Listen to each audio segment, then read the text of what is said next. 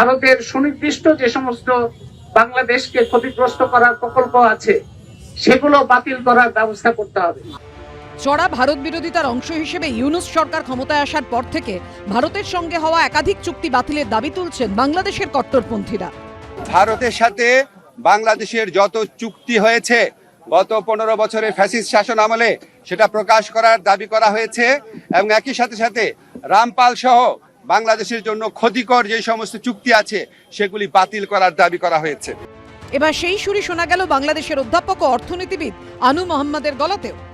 আমরা মনে করি ভারত এখানে যে আধিপত্য বিস্তার করতে চেষ্টা করছে, সাম্প্রদায়িকতার যে উস্কানি দিচ্ছে, তার বিরুদ্ধে আমাদের সদা জাগ্রত থাকতে হবে এবং সরকারের সাথে যুক্ত যারা আছেন তাদেরকে বলবো যে ভারতের বিরুদ্ধে হুঙ্কার প্রদানই যথেষ্ট নয়।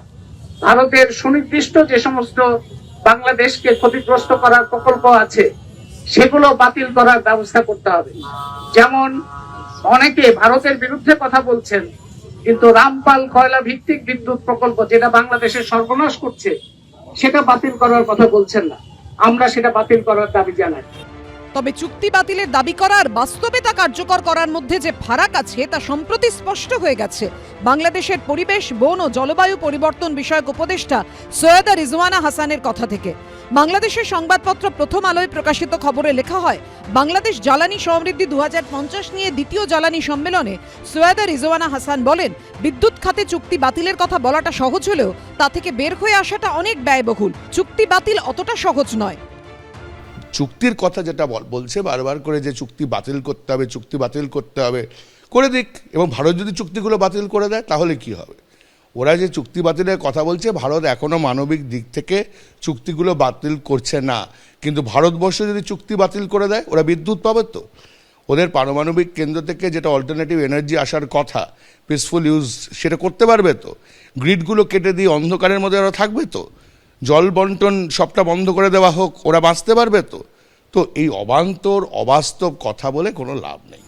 বাংলাদেশ যখন চুক্তি বাতিলের কথা বলছে তখন অনেকেই মনে করিয়ে দিচ্ছেন 1993 সালে ভারত বাংলাদেশের মধ্যে গঙ্গা চুক্তির কথা।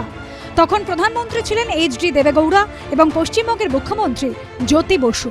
1996 সাল ভারত বাংলাদেশের মধ্যে ঐতিহাসিক চুক্তি স্বাক্ষরিত হয়, গঙ্গার জল বন্টন চুক্তি। এই চুক্তি অনুযায়ী 30 বছরের জন্য ফারাক্কা বাঁধ থেকে উভয় দেশেই জল বন্টনের সিদ্ধান্ত নেওয়া হয়।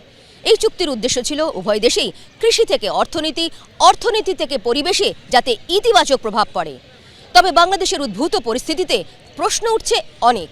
গঙ্গার জল শেয়ারিংয়ের জন্য ব্যবস্থা করা আছে, কারণ এই জলটা যেমন আমাদের দিকেও অ্যাকচুয়ালি আসছে, বাংলাদেশের দিকেও যেসব নদীগুলো আছে তাতে যায়। জলটা কিন্তু কমে যাচ্ছে।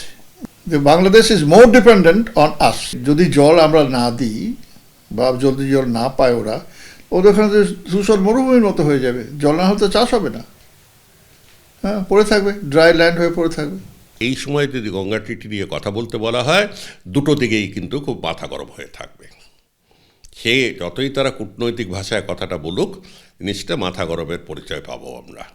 বাংলাদেশকে আমরা মোটামুটি 35,000 কিউসেকের একটা অ্যাসিওরেন্স দিই, তাতে দরকার লাগলে আমাদের দিকে জল কম হোক। আমার মনে হয় বাংলায় যদি জল না পৌঁছয় আর রাজনৈতিক টেম্পারেচার যদি এভাবেই চলে, তবে আরও উবে যাবে জল। সব মিলিয়ে প্রশ্নটা হলো, আর কতদিন চলবে বাংলাদেশের এই ফাঁপা আস্ফালনের প্রদর্শন? রুমা পাল, ঐশী মুখোপাধ্যায় ও কৃষ্ণেন্দু অধিকারীর রিপোর্ট, এবিপি আনন্দ।